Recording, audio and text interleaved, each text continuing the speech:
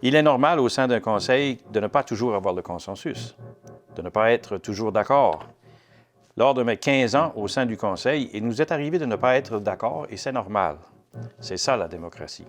Mais ce qui n'est pas normal, c'est de faire la manchette dans les journaux à chaque désaccord. Je m'engage à respecter la démocratie.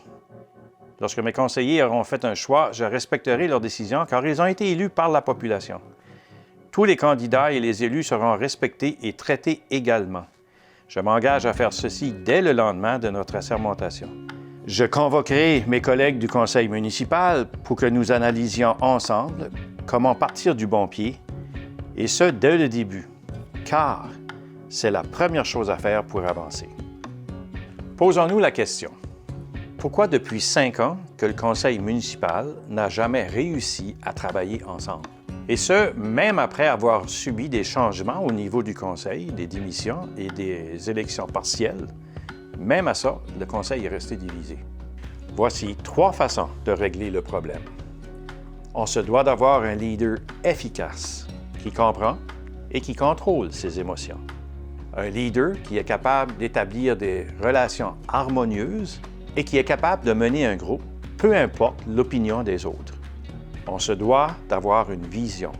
On se doit d'avoir un leader qui transforme son organisation grâce à sa vision.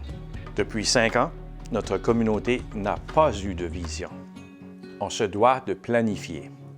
Une communauté, ça se bâtit avec un plan. Depuis 5 ans, nous n'avons pas eu de plan pour transformer notre communauté.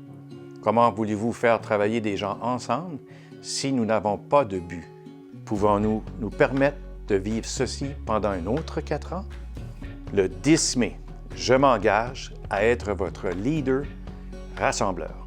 Comme maire, je m'engage à établir des relations de travail harmonieuses, motiver le nouveau conseil municipal et avoir un plan afin de faire avancer notre communauté.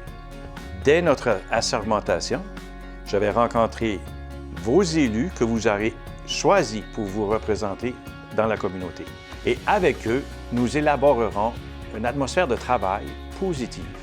Après 5 ans, le temps du changement presse. J'en fais ma priorité numéro 1.